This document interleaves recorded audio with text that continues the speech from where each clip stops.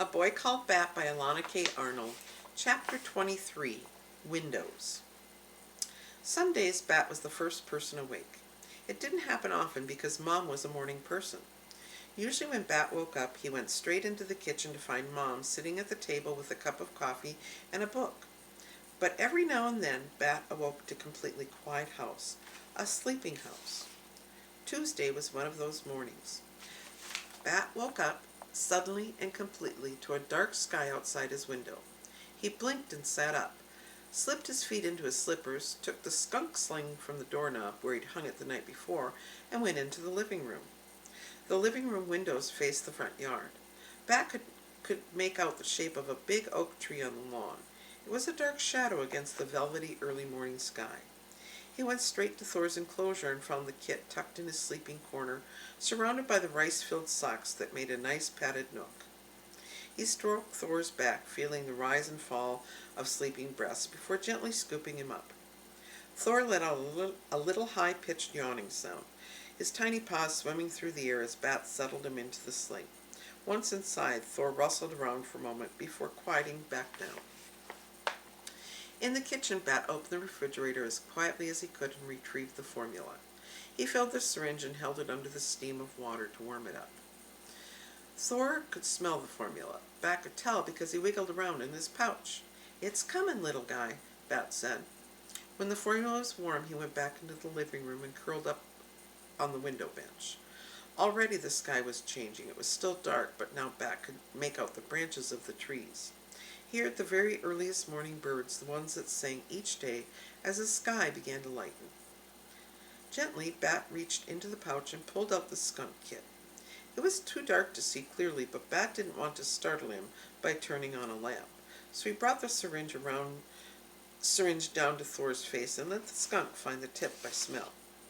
As Thor had his breakfast, the sky turned violet and pink and then orangey red.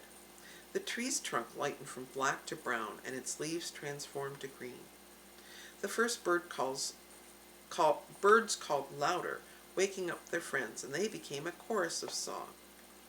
Bat looked down to see if Thor had finished his formula and gasped in surprise. The two tiny slits that had been closed since Mom first brought him home were open. Bat could see Thor's eyes. They were the darkest black Bat had ever seen. "Hey there," Bat cooed down at Thor. "Good morning, little kit." Thor kept licking at the tip of the syringe, but his quick pink tongue hesitated just a bit when Bat spoke. Maybe he was listening. Maybe he understood. Bat stroked back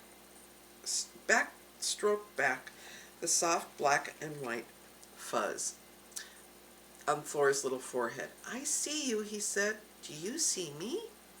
Mom emerged from the bedroom, tying the belt of a rope. "Bat, you are up so early." "Mom, look, Thor's eyes are open." Mom came over to see. "Look at that," she said, resting her hand on top of Bat's head, petting his hair just as Bat had stroked Thor. "His eyes are beautiful, Mom," Bat said. "Don't you think his eyes are beautiful?" Mom sat down on the window seat next to Bat. "I think that's the first time I've ever heard you mention someone's eyes," she said. "Most eyes are boring," said Bat, "but Thor's eyes are amazing. Look, they're the color of outer space. They're open."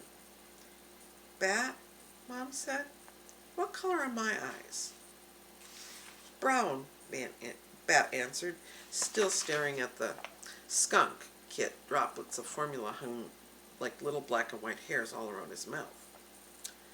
"Nope," said Mom, "they're hazel." This got Bat's attention. "Really?" He looked up and stared at Mom's face. Her eyes were golden brown with little flecks of green and yellow in them. "They look like marbles," Bat said. "I never noticed." "Well, you've never been all that interested in people's eyes." Bat shrugged. "I never thought about it," he said. And here is the little Thor with his eyes open.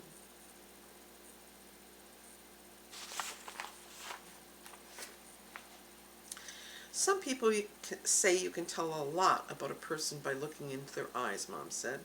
"What do you think about that?" Bat thought about it. "I don't don't get it, he said. If I want to know something about a person, I ask.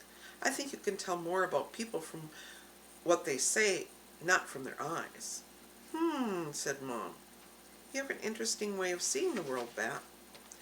Bat stared deep into Thor's space black eyes. He tried to see what he could learn from them. He looked first into the left eye, and then into the right eye, and then into the left eye again. It's hard to look into two eyes at the same time, he said. Which one am I supposed to look in? I don't think it matters. Try to look into eyes, Mom said, and see what you can learn. Bat tucked Thor back into his pouch. Mom took the syringe and set it down. She took Bat's hands into hers and smiled at him. Bat smiled back. Then he tried to see what Mom's eyes could tell him. The left eye had 3 more flecks of green than the right eye. The right eye had 1 more fleck of yellow. The black points in the middle were exactly the same size. Her eyes were shiny. Hazel is cool, Bat said. It's like a rainbow of all the boring colors. Funny, Bat, Mom said. Do you know what I see when I look into your eyes? Brown and black, Bat said, with white all around. Yes, said Mom, I do see that. But I also see your sweetness, and your thoughtful nature, and your busy, busy mind. And here they are, sitting in the window, looking into each other's eyes.